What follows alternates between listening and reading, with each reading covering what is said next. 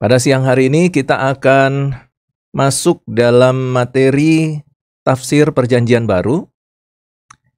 Dan untuk siang hari ini kita akan menafsirkan sedikitnya 2 ayat.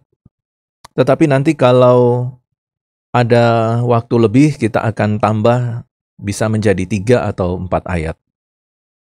Nah, untuk ayat yang pertama adalah dari Yohanes 1 ayat 1.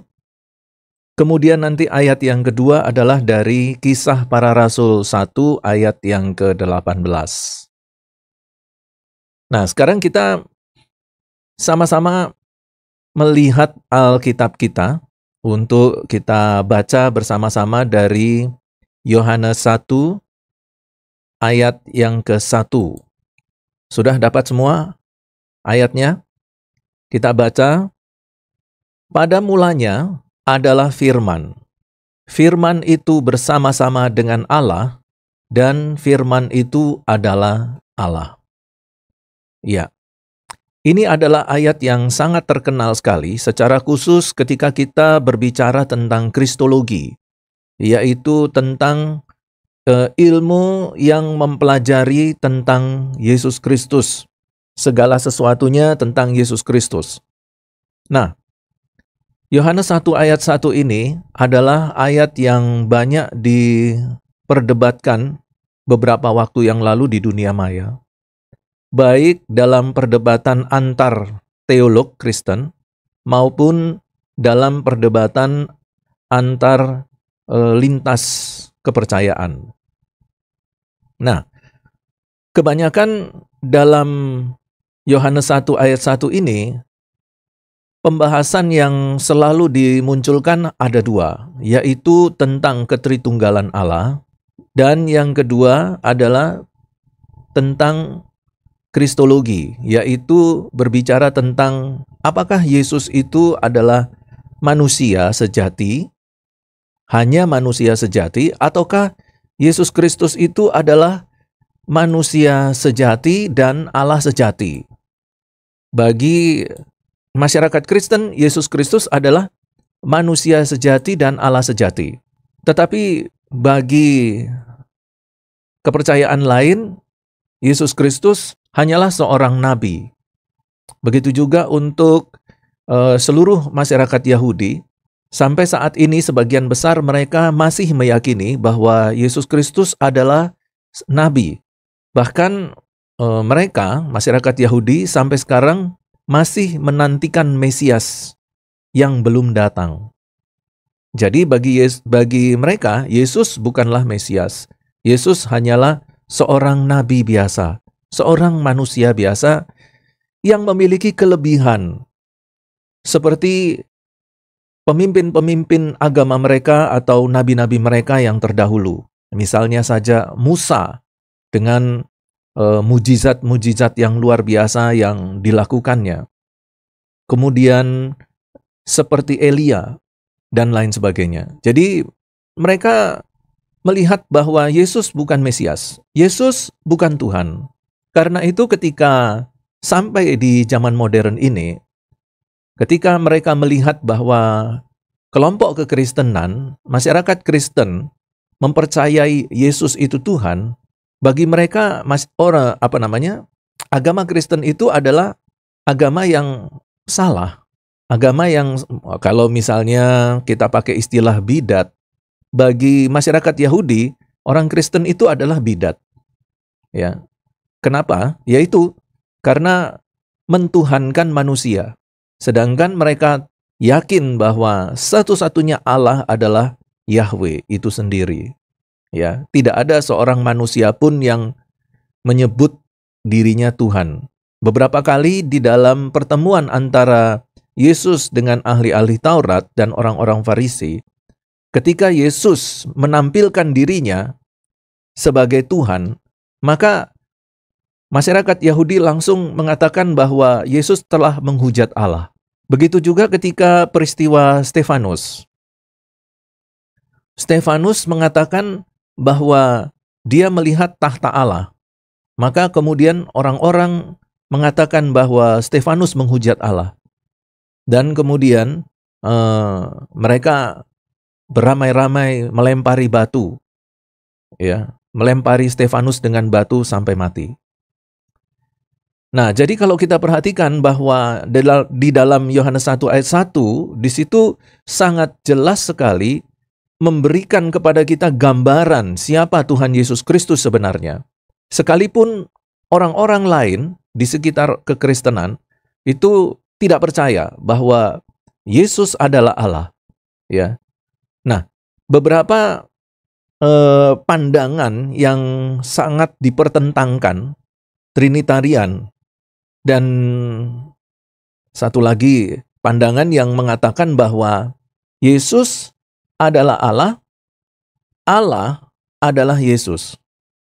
Nah, kebanyakan pandangan ini sangat diterima sekali oleh kelompok karismatik dan Pantekosta.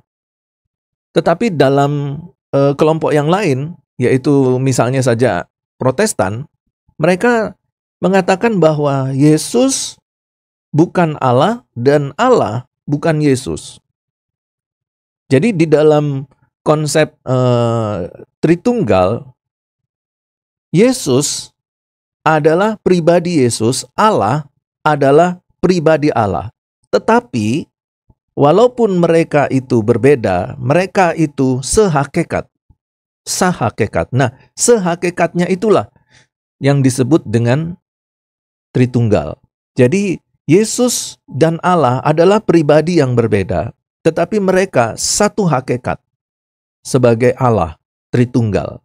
Tetapi kalau di dalam keyakinan yang berbeda, dalam aliran Kristen yang berbeda, mengatakan bahwa Yesus ya adalah Allah dan pribadi Allah itu adalah Yesus itu sendiri.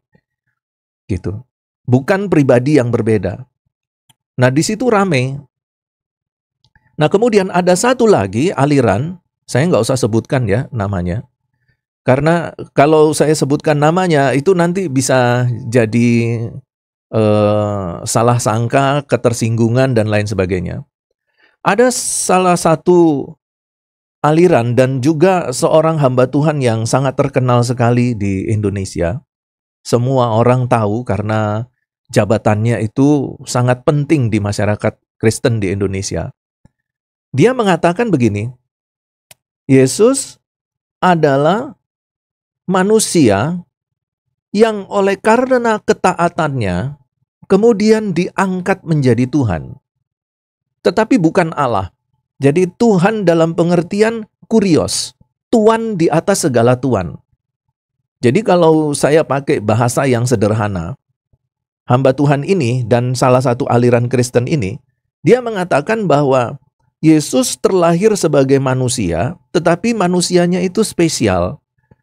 Ya, sama seperti Musa, Elia, itu manusia-manusia spesial yang memang di dalam kehidupannya itu satu saja yang menjadi fokus dalam kehidupan orang-orang seperti ini, yaitu agama.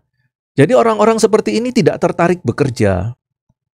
Ya, orang-orang seperti ini itu tidak tertarik untuk terjun dalam dunia politik. Ketertarikannya hanya di bagian atau di bidang agama. Yaitu dalam ilmu sosial atau ilmu psikologi itu disebutkan sebagai orang-orang yang memiliki passion di dalam hidupnya, yaitu religius. Jadi mereka ini disebut manusia-manusia religius. Ya, seperti contohnya manusia religius itu. Jadi Yesus itu adalah manusia, 100% manusia, tetapi manusia yang religius. Nah, di dalam kereligiusannya ini, Yesus kemudian taat sampai mati di kayu salib, dan disitulah Yesus kemudian menjadi Tuhan, bukan menjadi Allah. Nah, ketika Yesus menjadi Tuhan, maka Yesus seperti dalam tanda petik menjadi salah satu pemimpin tertinggi di dalam jajaran kerajaan Allah, yang kemudian kita tahu bahwa beberapa waktu yang lalu kita sebutkan sebagai bintang-bintangnya Allah. Jadi Yesus ini disetarakan hanya sebatas bintang-bintangnya Allah.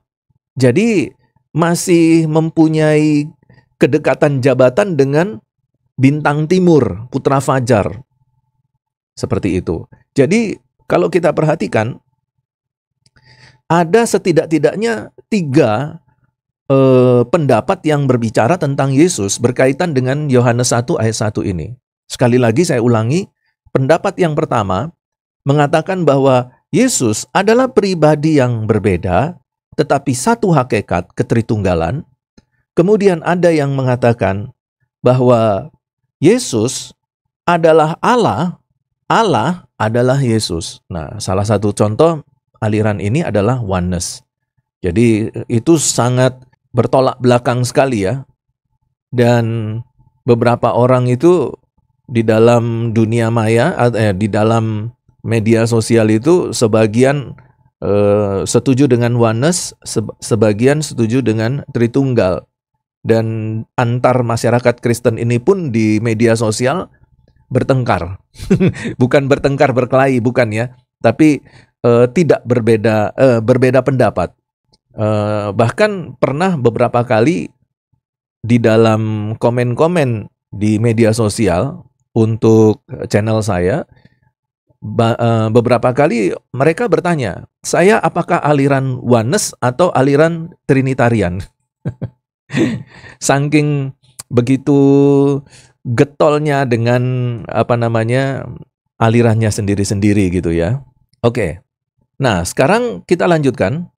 Kita sekarang masuk ke dalam pembahasan tentang tafsirnya. Nah, kita tahu bahwa tadi saya sudah sebutkan di luar sana itu ada banyak perdebatan tentang Yohanes 1 ayat 1 ini. Kita tadi sudah membaca ayatnya. Kita ulang sekali lagi. Pada mulanya adalah firman. Firman itu bersama-sama dengan Allah dan firman itu adalah Allah. Nah, sekarang saya ajak kalian untuk melihat terlebih dulu diagram tata bahasa Yunaninya.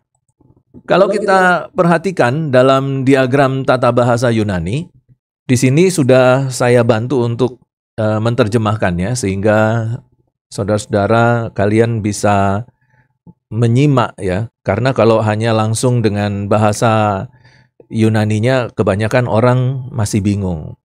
Jangankan masyarakat Kristen biasa, hamba-hamba Tuhan itu pun kalau sudah dicampur pembahasannya menggunakan bahasa Yunani dan bahasa Indonesia juga banyak yang masih kurang paham ya. Jadi saya akan coba menyampaikannya dengan agak sedikit lambat. Nah, dalam Yohanes 1 ayat 1 di situ disebutkan hologos and arche. Jadi kalau kita melihat dalam susunan diagram tata bahasa Yunani, kita melihat seperti ini bacaannya. Hologos N, kemudian di bawah N ada yang disebut dengan kata keterangan. Kata keterangannya apa? Itu adalah N arche. Jadi di sini seperti ada 2 N ya. N yang pertama di atas, N yang kedua di bawah. Nah, walaupun terdengar seperti sama, tetapi kalau kita perhatikan hurufnya itu berbeda. Yang satu menggunakan eta, yang satu menggunakan epsilon. Jadi pembacaannya juga sebenarnya agak beda ya. Yang satu N, yang satu N. N, yang satu N. Jadi agak sedikit beda. Kemudian dari penulisannya, N yang pertama itu menggunakan circumflex, sedangkan N preposisi dia tidak menggunakan tanda baca circumflex. Nah, jadi ada perbedaannya. Karena perbedaan itu kita bisa tahu juga bahwa sebenarnya N yang pertama itu adalah imperfect indikatif aktif Amy. Dari kata kerja Amy. Jadi Amy imperfect indikatif aktif. Kemudian N yang kedua ini adalah preposisi. Jadi preposisi N. NRK. Begitu.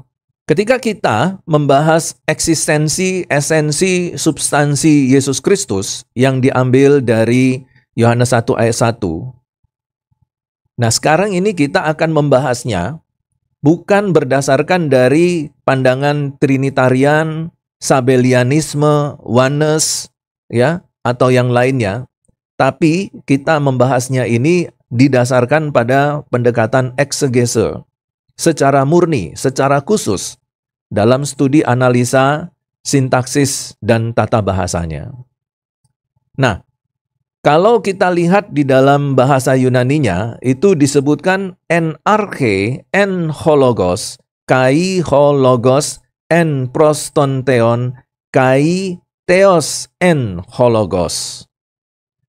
Itu kalau diterjemahkan ke dalam bahasa Indonesia, pada mulanya adalah firman, firman itu bersama-sama dengan Allah, dan firman itu adalah Allah.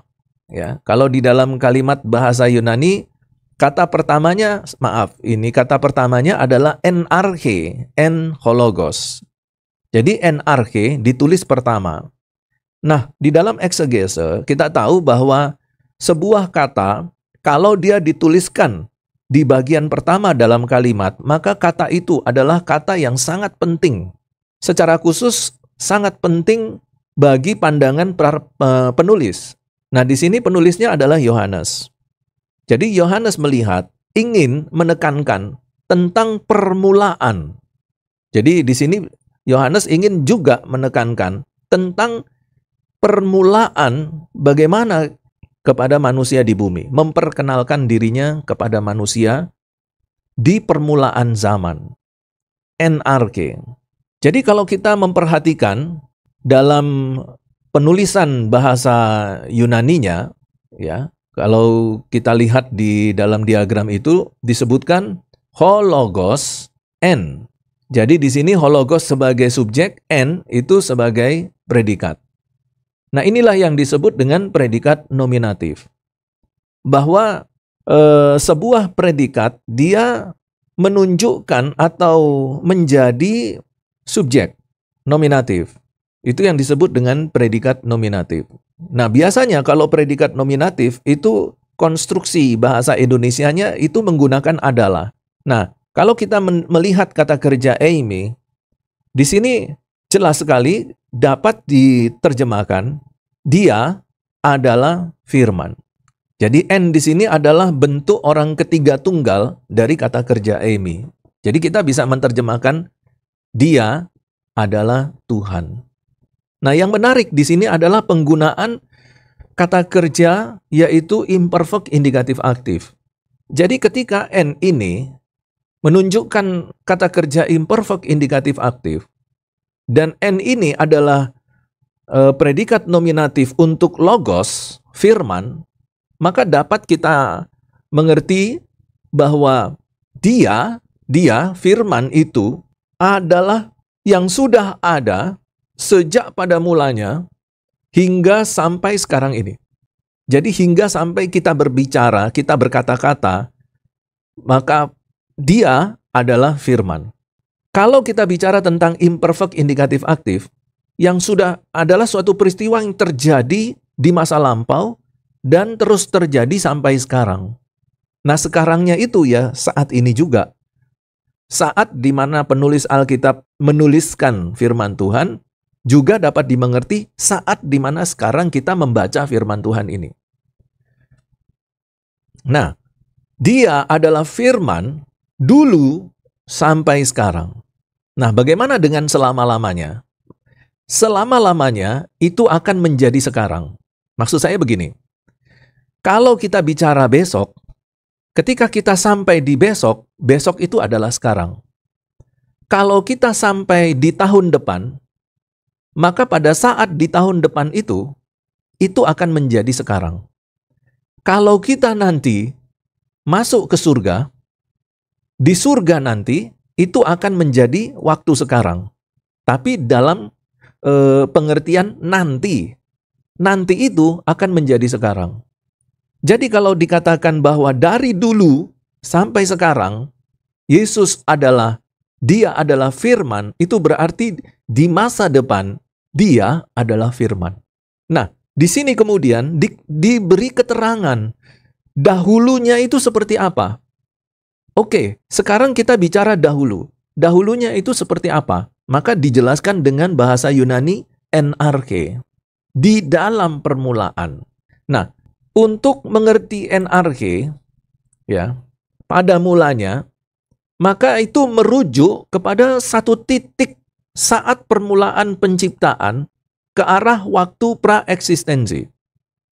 Maksudnya begini, kalau kita katakan bahwa langit dan bumi ini, ya, langit dan bumi ini diciptakan tahun 0, ya, diciptakan tahun 0, bukan dalam pengertian tahun 0 kelahiran Yesus ya, tapi tahun 0 langit dan bumi diciptakan, maka NRK itu adalah satu waktu sebelum langit dan bumi diciptakan. Nah, sekarang tinggal kita melihat pengertian langit dan bumi itu yang seperti apa gitu. Nah, ini sebentar ya, ini kita coba bikin catatan-catatannya di papan tulis supaya nanti kita akan bisa semakin jelas gitu ya. Yang apa yang saya maksudkan dengan NRK, karena penting sekali untuk memahami NRK ini. Karena nanti kita akan mengaminkan bahwa Yesus itu ada sebelum dunia dijadikan. Nah, itu tujuan dari pembahasan NRK itu. Oke, sekarang kita ke papan tulis supaya saya bisa tunjukkan kepada Anda apa yang saya maksudkan tadi. Tapi sebelumnya, mungkin kita perlu juga mendapatkan pembanding ya antara kata NRK dengan egeneto. Ya, NRK dengan kata egeneto. Nah, untuk kata egeneto itu artinya telah ada atau mulai ada. Nah, kata egeneto ini nanti dipakai juga dalam Kejadian pasal 1 ketika Alkitab berbicara tentang penciptaan. Jadi ketika Alkitab bicara penciptaan, dipakai istilah egeneto dari akar kata gen. Makanya kitab pertama di dalam Alkitab Perjanjian Lama disebut dengan Genesis. Bahasa Inggrisnya Genesis, bahasa Indonesianya Kejadian. Nah, Genesis itu akar katanya adalah gen. Nah, gen ini dalam bahasa Yunani itu ditemukan juga pada kata egeneto. Telah ada atau mulai ada. Ya, jadi ini ada dua kata, yang satu arche, yang satu egeneto. Nah, sekarang mari kita lihat apa pengertian arche dan egeneto. Ketika berbicara tentang keberadaan Yesus, dia menggunakan NRK. Ketika bicara tentang penciptaan langit dan bumi, ya, ini juga harus dipertanyakan maksudnya langit dan bumi itu yang mana dulu. Ya. Nah, ketika diciptakan langit dan bumi, maka menggunakan egeneto. Nah, sekarang kita lihat oret-oretannya di papan tulis. Oke ya, sudah nampak ya papan tulisnya. Sekarang kita buat garis lurus dulu, supaya kita bisa paham ya dengan menggunakan semacam diagram seperti ini. Oke, nah di sini kita sebutkan ada dua titik. Titik yang pertama ini di sini, titik yang kedua adalah di sini. Oke, titik yang pertama adalah tahun 0 Masehi. 0 Masehi. Inilah tahun di mana Tuhan Yesus Kristus lahir. Tuhan Yesus lahir. Tetapi ada tahun 0 yang kedua di sini. Ya. Nah, tahun 0 ini tidak ada catatannya. Karena tahun 0 ini bumi diciptakan. Bumi diciptakan. Nah, pada saat bumi diciptakan itu tidak ada tanggalnya. Tidak ada kalendernya maksud saya. Tapi kalau 0 Masehi ada kalendernya. Jadi dari 0 sampai sekarang itu sudah 2024 tahun berjalan sejak lahirnya Yesus. Tetapi ada 0 yang lain, yaitu tahun di mana bumi diciptakan, permulaan yang lain, yaitu kalau ini permulaan kalender, kalau 0 yang ini adalah permulaan bumi diciptakan. Nah, pada waktu bumi diciptakan, kita tahu bahwa di dalam Kejadian pasal 1 ayat 1 disebutkan langit dan bumi diciptakan. Ya, langit dan bumi. Tetapi kita harus mencoba mengertinya, langit dan bumi ini ada 3 pengertian. Yang pertama, pengertian alam semesta.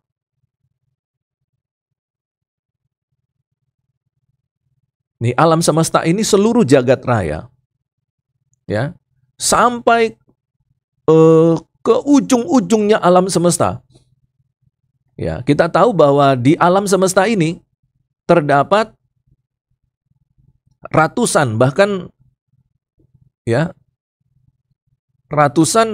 mungkin ribuan ribuan galaksi.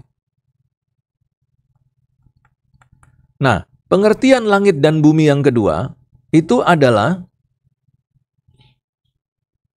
galaksi Bima Sakti.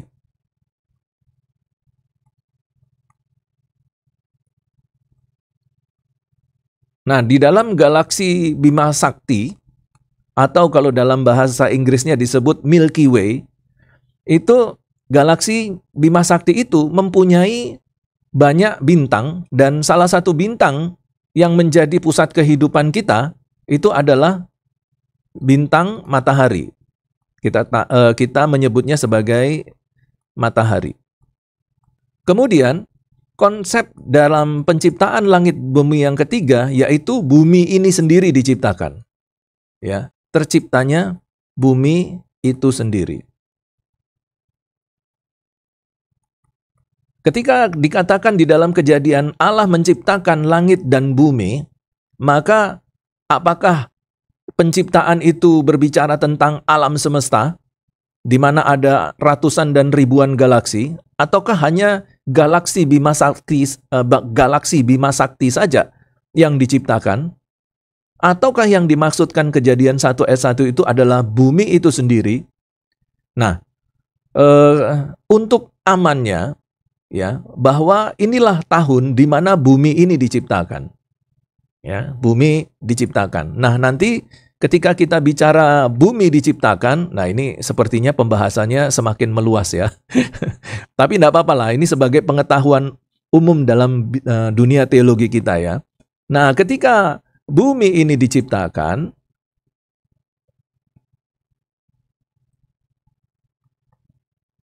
ini pembahasannya sudah meluas ini, tapi oke lah. Ketika bumi ini diciptakan, maka muncul persoalan. Apakah memang bumi ini diciptakan tahun di mana Adam dan Hawa lahir? Adam dan Hawa hadir, maksud saya. Adam dan Hawa hadir. Nah, hadirnya karena diciptakan oleh Allah. Kita tahu bahwa Adam diciptakan dari debu tanah. Ya, oh ini Hawa ini. Hawa. Kok Adam dan hadir? Adam dan Hawa. Nah, Hawa dari tulang rusuk Adam. Adam dari debu tanah. Nah, ketika mereka diciptakan, maka kita tahu bahwa inilah tahun di mana generasi manusia hadir. Ya, kapan? Tidak ada yang tahu pastinya. Tetapi beberapa teolog menghitung-hitung umur manusia yang ada di Alkitab. Mereka menemukan bahwa Adam dan Hawa ini sudah hadir kurang lebih 6.000 tahun. Sorry, ini harus tulis 6.000 dulu. 6.000 gini. Tahun yang lalu. Nah, sekarang ini kita sedang menuju ke tahun 7.000. tahun 7000 disebut sebagai tahun sempurna. Ya, tahun sempurna di mana di sini ada angka 7 dan angka 7 adalah angka berhenti. Mempunyai simbol berhenti. Tuhan berhenti menciptakan, bukan dalam pengertian tidak menciptakan lagi, dia beristirahat di hari yang ke-7, dan nanti dia akan menciptakan lagi langit dan bumi yang lain. Tetapi nanti setelah tahun 7000, Tuhan akan melanjutkan dengan langit dan bumi yang baru. Ya, seperti yang dikatakan di dalam kitab Wahyu. Tetapi ketika kita bicara tentang penciptaan bumi, maka kita juga berbicara tentang kerangka dinosaurus. Ya. Kerangka dino. Nah, ternyata kerangka dino ini itu ketika dites dengan isotop karbon, maka umur dari kerangka dinosaurus ini ada yang sampai ratusan juta tahun.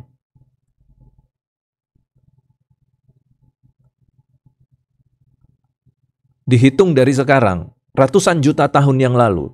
Itu berarti umur bumi itu sudah ratusan juta. Kalau melihat dari kerangka dino. Tapi kalau kita merujuk pada Adam dan Hawa, bumi ini diciptakan 6.000 tahun yang lalu. 6.000 lebih ya. Sekarang menjelang menuju ke tahun 7.000. Nah, di tahun 7.000 inilah yang kemudian disebut dengan tahun akhir zaman. Karena angkanya 7. Tuhan berhenti menciptakan hari ke-7. Tahun yang ke-7.000, Tuhan menghentikan seluruh aktivitas bumi. Ya, ini tafsiran ya, masih tafsiran ya.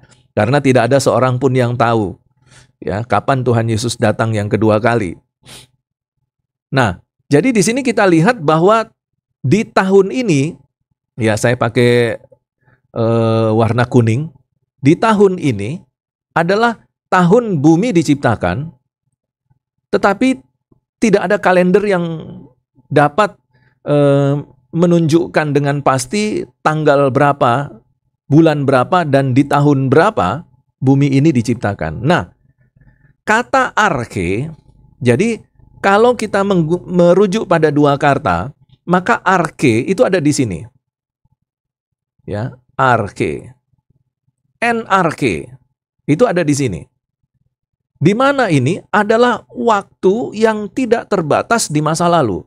Jadi tidak ada titik waktu yang menghentikan NRK di masa lalu. Dari masa lalunya masa lalu sampai masa lalunya masa lalu. Tidak ada awal di masa lalu. Itulah NRK. Jadi masa lalu yang tidak berawal, disitulah disebutkan dia adalah firman. Jadi ketika kalimat ini muncul, frasa ini muncul, NRK hologos, dia adalah firman. Kapan? Dulu. Dalam bentuk imperfect indikatif aktif. Ya, itu berarti bahwa dari permulaan dahulu, kapan itu permulaan dahulu, tidak ada titik awalnya, sampai sekarang. Jadi dari permulaan dahulu sampai sekarang, di titik nol ini, dilanjutkan sampai Tuhan Yesus datang, sampai 2024, NRK tetap NRK hologos. Bahwa dia adalah firman. Tetapi kalau kita menggunakan egeneto, di sini saya tulis egeneto.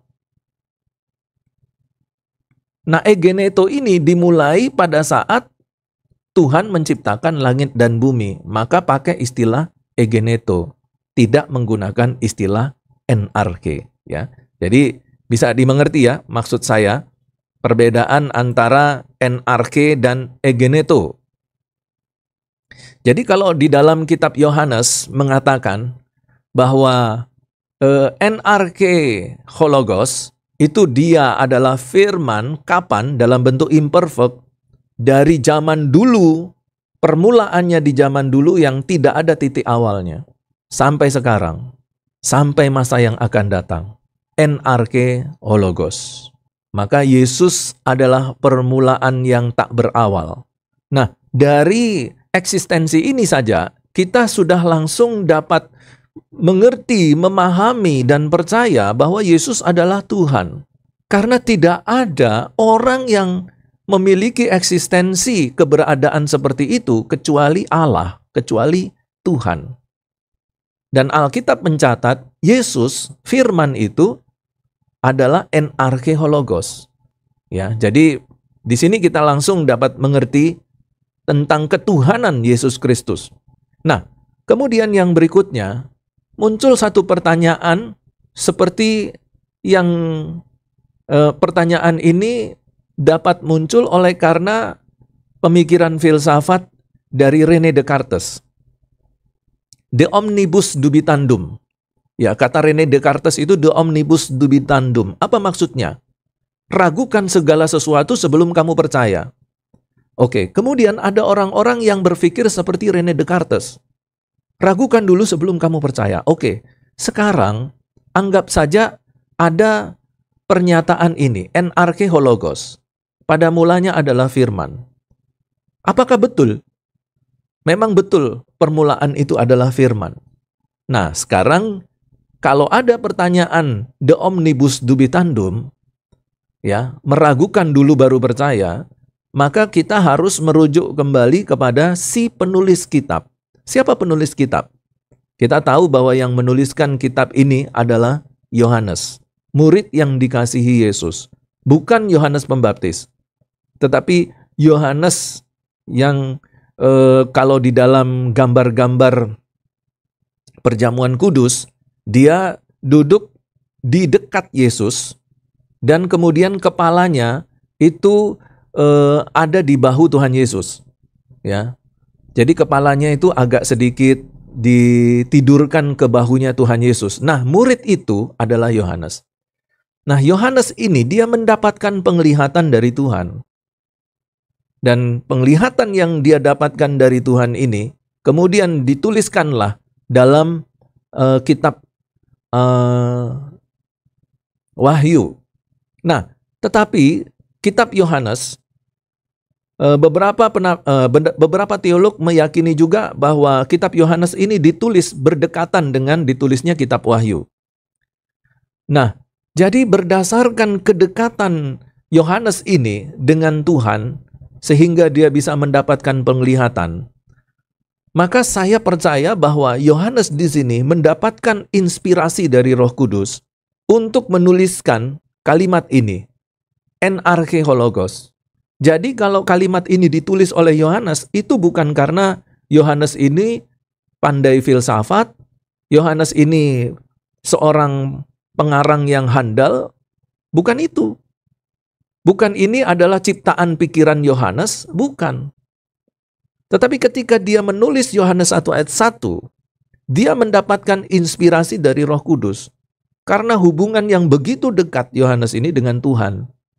Sehingga kedekatan yang luar biasa ini juga memungkinkan dia untuk mendapatkan penglihatan-penglihatan. Jadi Tuhan ini memakai Yohanes untuk menyatakan segala sesuatu yang ingin Allah sampaikan kepada manusia. Secara khusus, kemudian dituangkan dalam kitab Yohanes dan kitab Wahyu. Nah, inilah yang dimaksudkan dengan NRK, Hologos.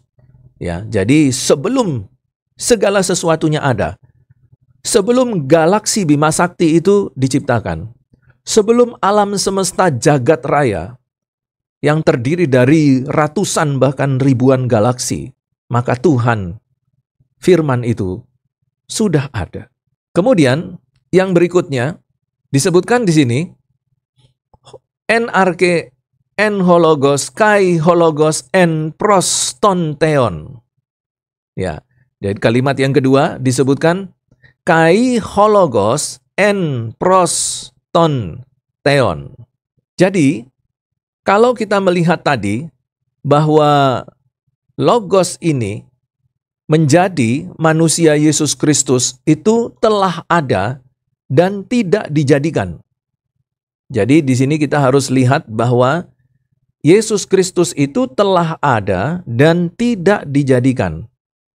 Telah ada dalam kekekalan bersama Bapa sebelum penciptaan bumi dan terus ada selama-lamanya. Ya.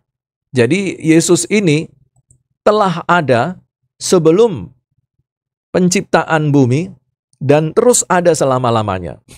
Yesus telah ada dan tidak dijadikan. Inilah salah satu statement teologi yang muncul dari kalimat en arche en hologos. Dia tidak dijadikan. Maka nanti kalian ketika nanti bertemu dengan pertanyaan, kapan Yesus diciptakan? Maka jangan sampai kalian itu terkecoh. Lalu kalian menjawab.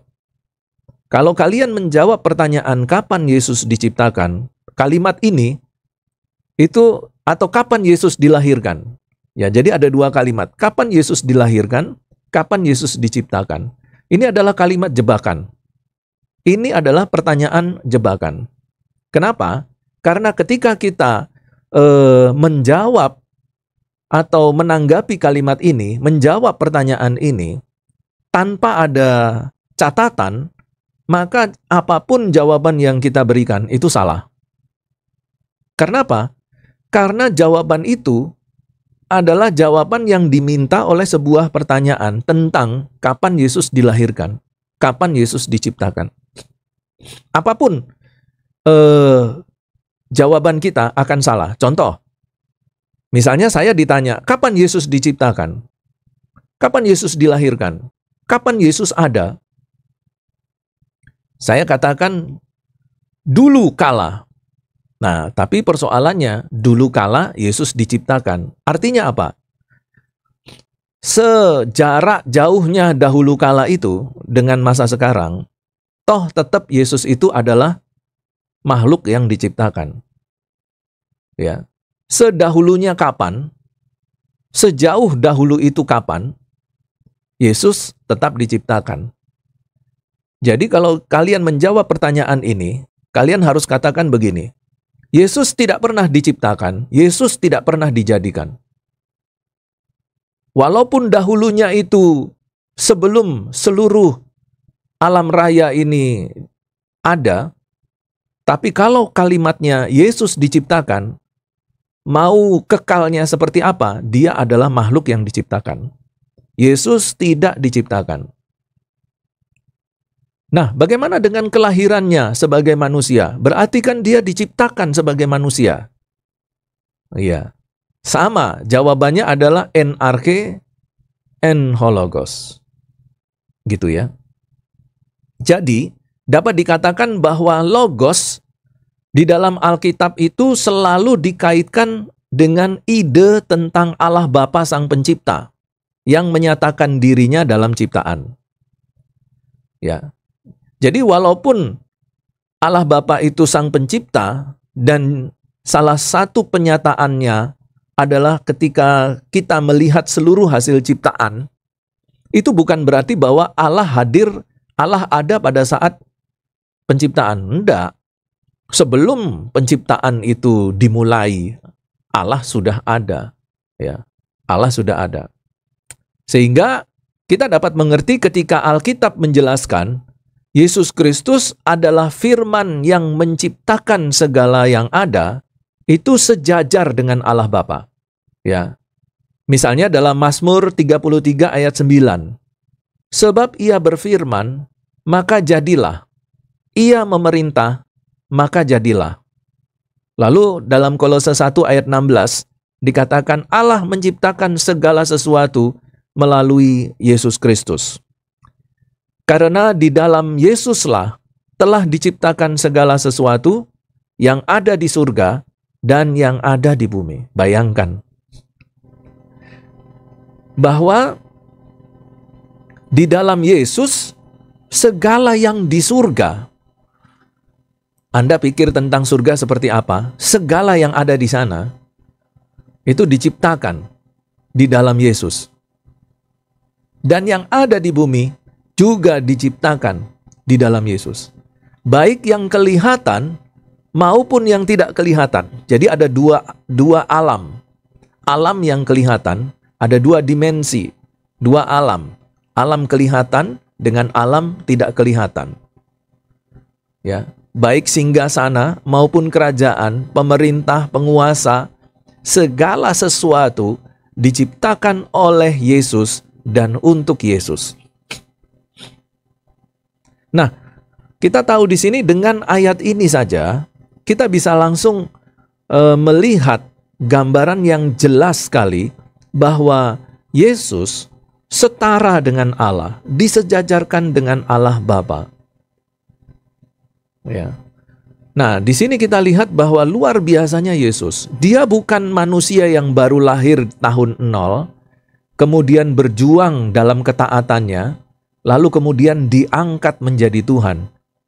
Berarti Yesus itu diciptakan. Yesus tidak diciptakan. Ya, dia telah ada. Nah, itulah perbedaan antara pendapat dari hamba Tuhan yang tadi saya sebutkan di awal kuliah dengan pernyataan ini. Hamba Tuhan di awal kuliah yang saya jelaskan, dan ada sebuah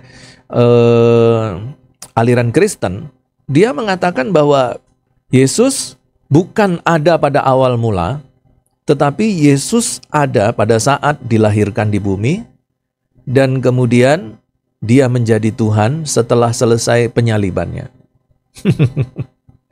Waduh, yang ini berbeda sekali dengan apa yang dikatakan Alkitab ya. Oke, jadi dapat dikatakan pada mulanya adalah firman, NRK en hologos ini memiliki pengertian bahwa Yesus Kristus adalah firman yang kekal. Yesus ada pada mulanya, bukan berarti Yesus memiliki permulaan. Ini arti jangan salah membuat kalimat ya. Yesus bukan memiliki permulaan sebagai makhluk yang diciptakan. Makhluk yang diciptakan, bukan ya. Tetapi Yesus itu kekal. Yesus adalah Allah dan Yesus bersama-sama dengan Allah Bapa. Nah, di sini adalah Allah itu harus pakai tanda petik ya.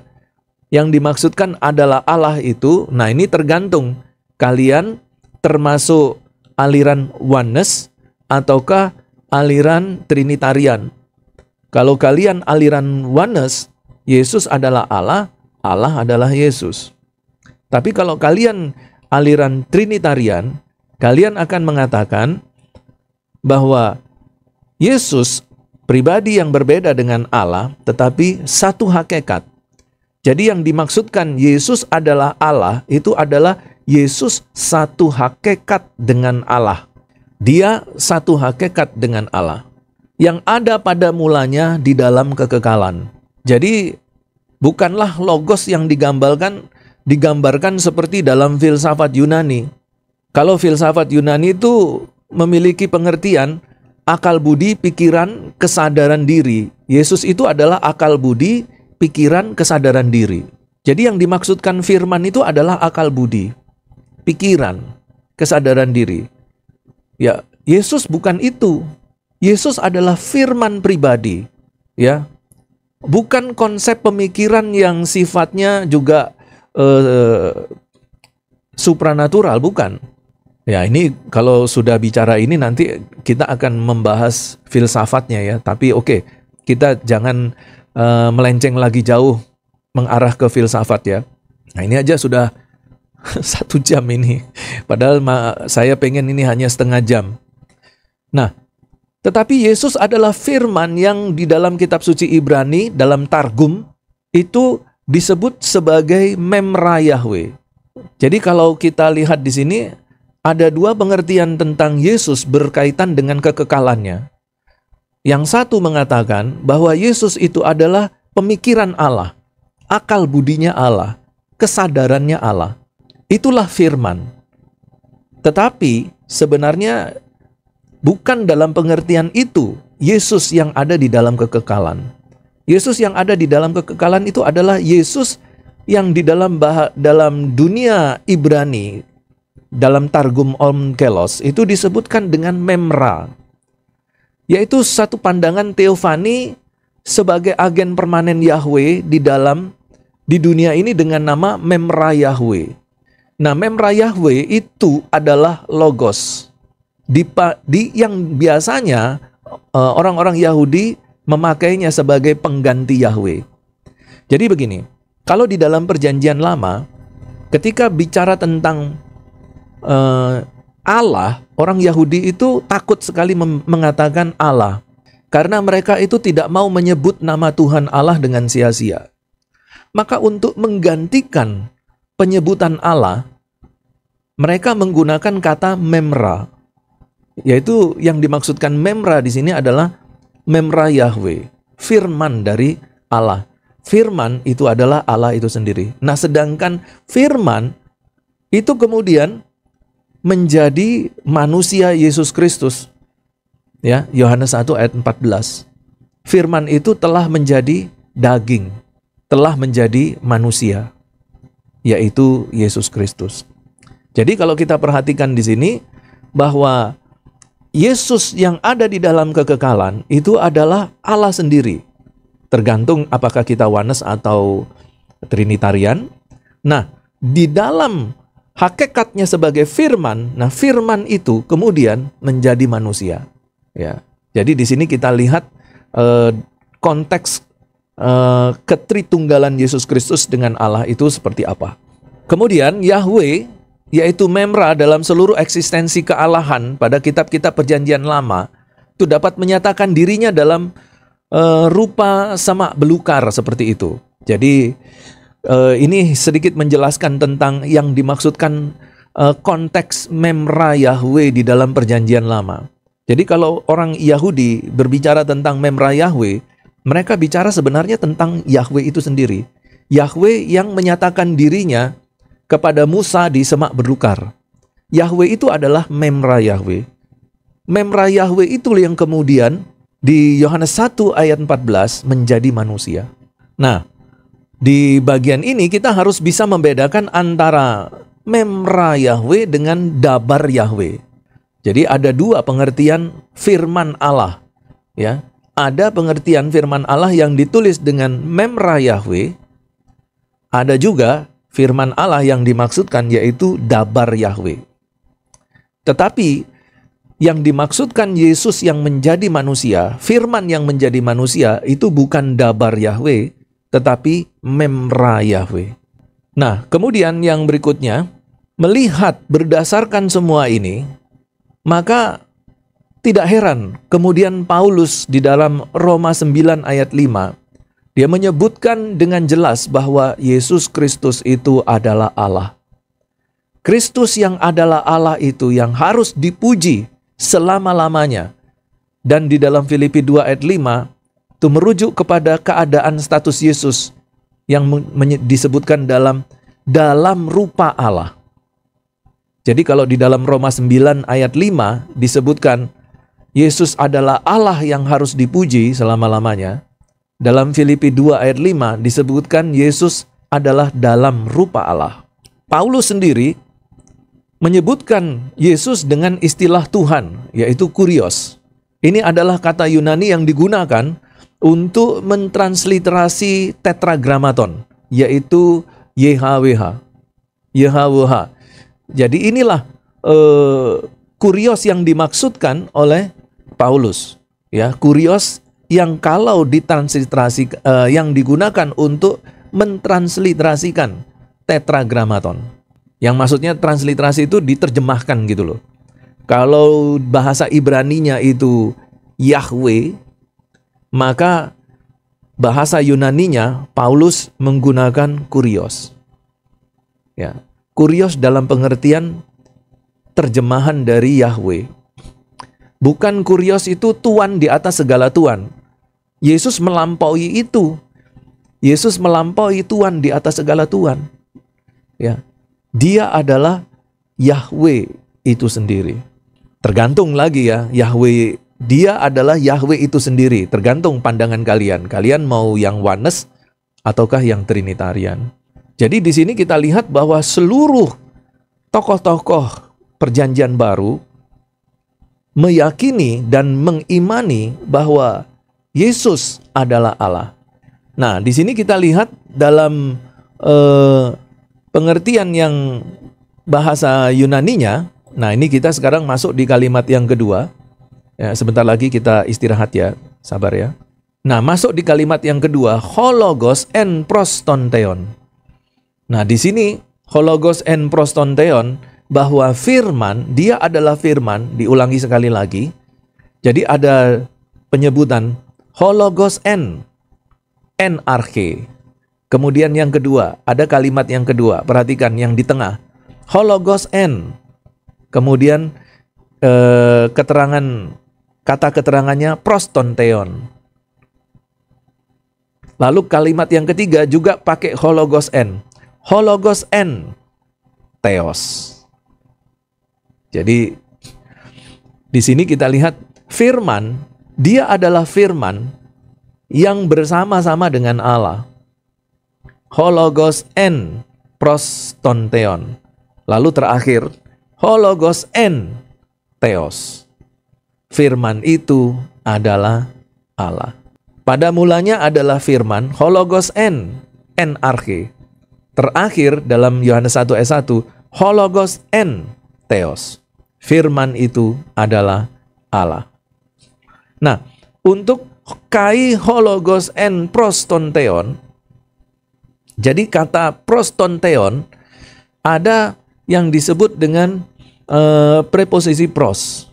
Nah, preposisi pros ini, kalau saya berikan penjelasan yang sederhana dan singkat, bahwa satu keadaan di mana seseorang sudah berada di dekat orang lain, dan kemudian dia sekarang ini menuju kepada orang tadi. Jadi contohnya begini, saya ada di ruangan ini, ada di tempat ini, di titik ini. Tetapi kemudian ada seseorang ada di titik B. Kalau disebut dengan prostonronal, misalnya prostonronal, maka orang itu sudah dekat dengan saya, satu ruangan. Tetapi sekalipun sudah satu ruangan, orang itu sekarang justru semakin berjalan mendekati saya. Nah, jadi orang yang sudah dalam satu ruangan dan kemudian berjalan mendekati saya, itu artinya keadaan dia, posisi dia semakin dekat. Di dalam satu ruangan itu sudah dekat, tetapi dia berjalan lagi semakin mendekati saya. Nah, itu yang disebut dengan prostonronal. Kalau di dalam Yohanes 1 ayat 1 disebutkan prostonteon. Nah, jadi dengan preposisi ini kita bisa melihat bahwa ada hubungan yang begitu dekat antara pribadi Yesus dengan pribadi Allah. Ada hubungan yang begitu dekat. Nah, hubungan yang begitu dekat itu mengindikasikan bahwa Yesus adalah pribadi yang berbeda dengan Allah. Di mana pribadi yang berbeda ini disebutkan hologos en. Pada mulanya firman itu bersama-sama dengan Allah. Nah, bersama-sama dengan Allah itu bukan bersama-sama. Kalau misalnya disebutkan saya si A dengan si B bersama-sama di sekolah teologi. Tapi di sekolah teologi itu titiknya bisa beda. Saya di pintu gerbang depan sekolah teologi, dia di pintu belakang sekolah teologi. Sama-sama di sekolah teologi, tapi jaraknya jauh. Jadi bukan bersama-sama jauh. Nah, di sini adalah bersama-sama dekat. Bahkan semakin dekat. Semakin dekat. Itulah yang dimaksudkan kalimat bahasa Yunaninya hologos en prostonteon. Jadi semakin mendekati Allah, Satu hubungan yang intim, erat, dekat dengan Tuhan, yang tidak terpisahkan. Yang tidak terpisahkan. Itulah kita bisa melihat gambaran kedekatan antara Yesus dengan Allah Bapa. Itu digambarkan oleh Yohanes dalam kitabnya, khususnya di Yohanes 16 dan 17. Saking dekatnya Yesus dengan Allah, maka ketika Yesus ini berdoa, pada waktu dia di bumi ini, Yesus itu berdoa, dia berdoa itu bertemu dengan Allah, semakin dekat dengan Allah, di dalam kedekatannya itu dia begitu bahagia sampai meneteskan air mata. Jadi kebahagiaan yang meneteskan air mata itu sangat bahagia sekali. Kamu pernah enggak kamu bahagia senyum? Ada bahagia yang tertawa, tetapi ada bahagia yang meneteskan air mata. Nah, bahagia yang meneteskan air mata itu dapat dikategorikan sangat bahagia sekali. Sangat bahagia sekali. Nah, itulah gambaran kedekatan Yesus dengan Allah Bapa. Hologos en pros tonteon. Yesus adalah firman. Dia adalah firman. Dia bersama-sama dengan Allah. Begitu dekat dengan Allah. Makanya ketika Yesus Kristus disalibkan, Yesus mengatakan satu perkataan dalam 7 perkataannya di atas kayu salib. Eloi, Eloi, lama sabachthani. Allahku, Allahku, mengapa engkau meninggalkan aku? Jadi di sini kalimat yang disampaikan oleh Tuhan Yesus Kristus itu langsung saja dapat saya lihat sebagai satu indikasi Yohanes 1 ayat 1. Ya, hologos en prostonteon. Firman itu bersama-sama dengan Allah. Dan firman itu adalah Allah. Nah, ini luar biasa sekali ya. Nah, ini sebenarnya ada pembahasannya lagi, cuman saya harus membagi waktu sehingga kita harus berhenti untuk tafsir Yohanes 1 ayat 1 di sini. Oke, seperti itu kira-kira penafsiran Yohanes 1 ayat 1. Sebenarnya masih belum semuanya ya, tapi oke lah ya. Nanti kapan-kapan kita lanjutkan. Nah, sebelum kita istirahat, mungkin ada pertanyaan yang mau disampaikan, silakan.